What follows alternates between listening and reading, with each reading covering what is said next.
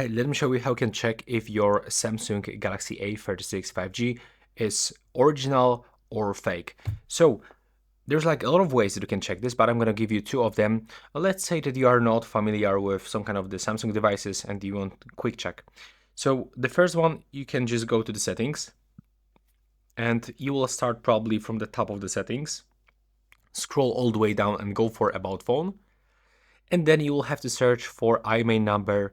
Let's select IMEI first. You have to click and hold it. It will be copied to the clipboard. And now you will have to navigate into your browser. And you have to input that phrase, Samsung IMEI check. And there's like a lot of websites. You can use any of them.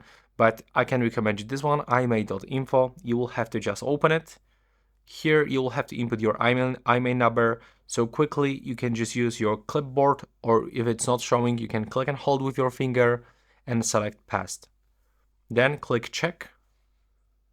If it is not gonna work, like you will get this one, page not found, just go to the home page and do this one more time. Sometimes there's some kind of the issue on this website, but in the most cases it works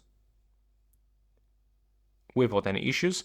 And as you can see here, we can find this information. It shows us the device name, some other things, and when we scroll down we can find basic information about this phone, and that's how we can actually check if the phone is original. And yes, this one is actually original.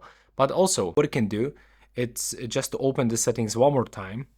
Let's say that you don't have connection to the Wi-Fi or mobile data, but you can make the phone call. So we can call into the Samsung customer service and just tell them that you want to check if your phone is original, and you can input the IMEI number or the serial number, and yeah, that's basically it. They can actually verify your phone and give you short answer. So yeah, that will be all.